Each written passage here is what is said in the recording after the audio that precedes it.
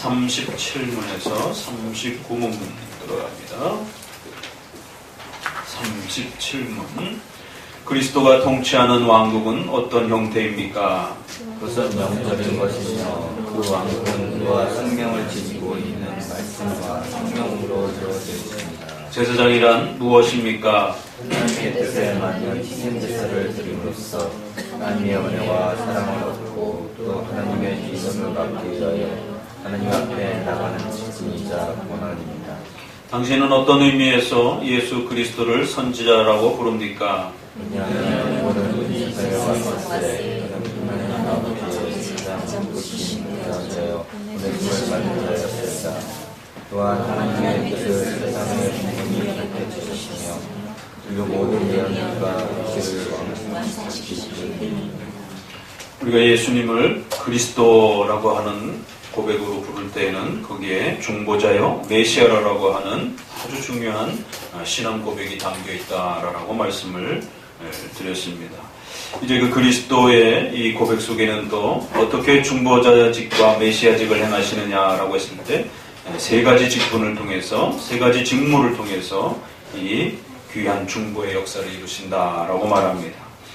바로 선지자직과 제사장직과 왕직이라고 하는 반드시 우리의 구원을 위하여 행하시는 이러한 핵심적인 또 직무를 잘 이해하게 될 때에 예수님이 우리의 메시아임을 더욱더 바르게 알아갈 수 있다라고 말합니다.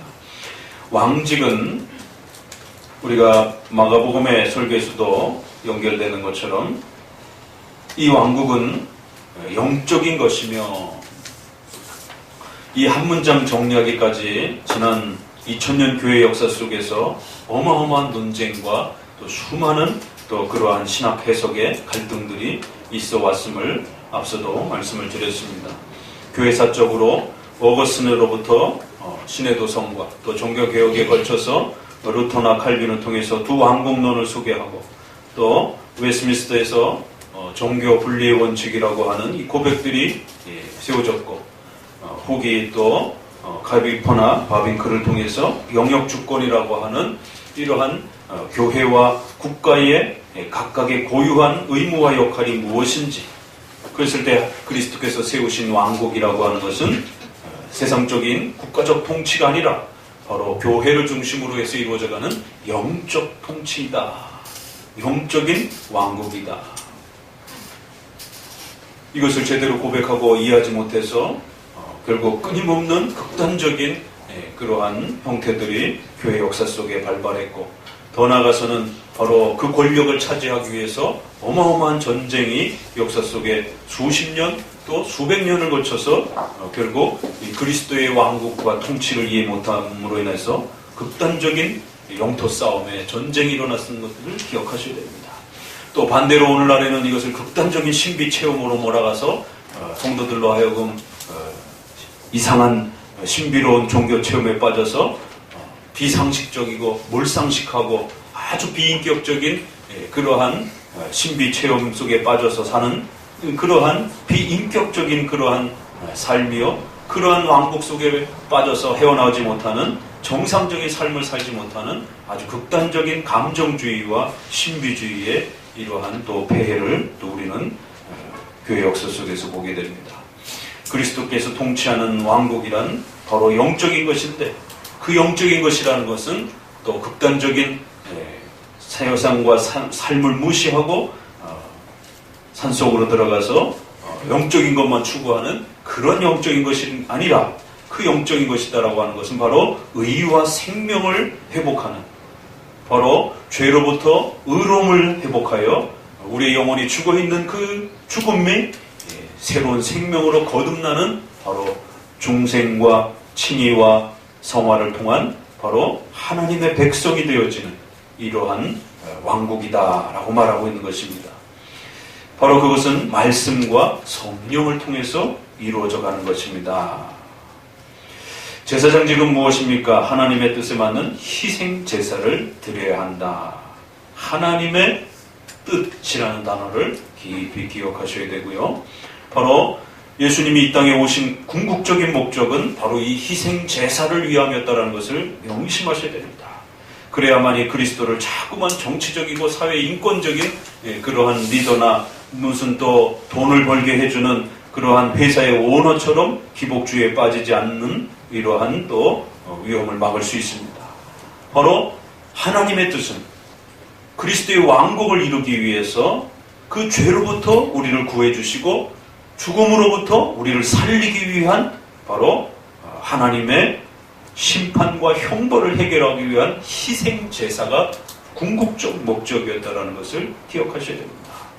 그 희생 제사를 통해서 하나님의 진노와 형벌이 해결되었고 그 택한 백성들이 하나님의 은혜와 사랑으로 대속적 구원의 은총을 얻게 된 이 복을 말하는 것입니다. 그래서 우리가 통상적으로 제사장직, 그리스도의 죽음과 관련해서는 반드시 하나님의 진노와 심판에 대한 형벌적 죽음이다라고 하는, 그리고 그 택하신 백성들을 은혜와 사랑으로 구원하시는 대속적 죽음이다라고 하는 이 형벌 대속적 그리스도의 십자가의 죽음이라고 하는 이 표현이 조직신학적으로는 그렇게 정리되었고, 교리문답에서는 두 표현으로 바로 그 희생제사의 성격은 하나님의 진노의 형벌을 막기 위한 형벌에 대한 만족이었고, 더 나아가서는 단순한 휴머니즘적인 그러한 인류애를 향한 사랑이 아니라 그의 택하신 백성들을 따라 하나님의 뜻에 맞춰 그 택하신 백성들을 은혜와 사랑으로 구원하시기 위한 대속적 사랑이었다라는 거예요.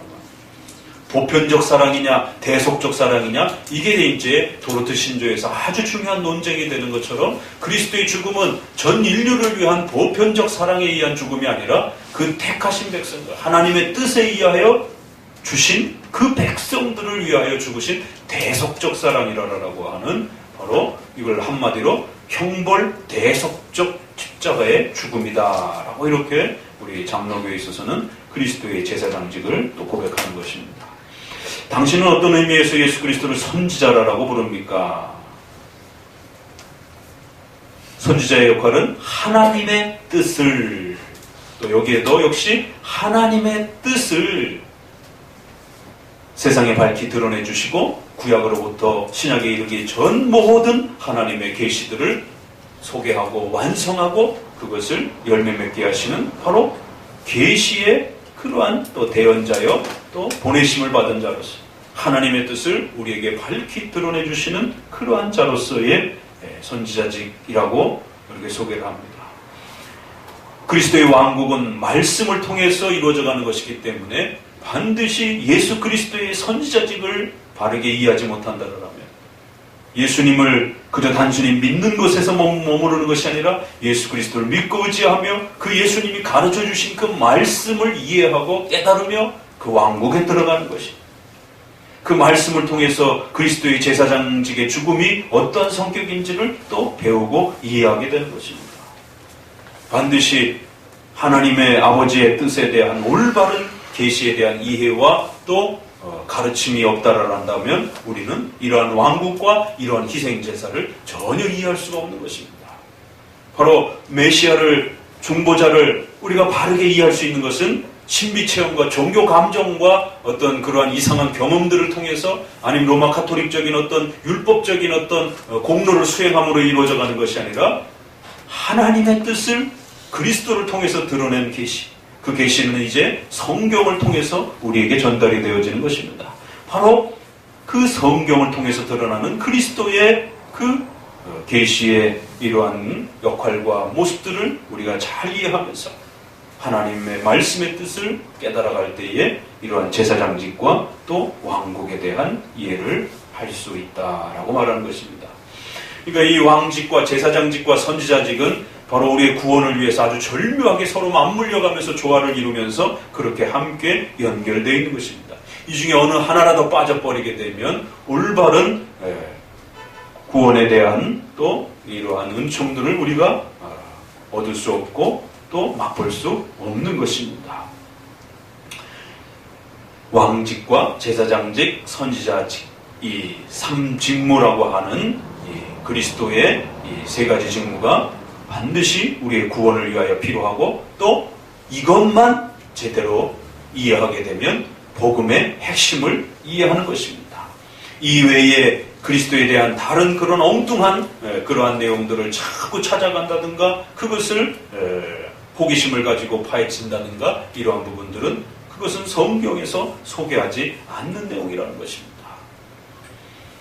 오직 메시아와 중보자로서 그리스도로서 감당하셨던 이 세 가지 직무가 우리의 구원을 위해서 충분했고 또 우리 성도들은 이 세 가지 직무를 바르게 이해하고 그것을 깨닫고 또 실천하고 적용함으로 인해서 구원의 충만함과 은혜를 얼마든지 누릴 수 있는 것입니다.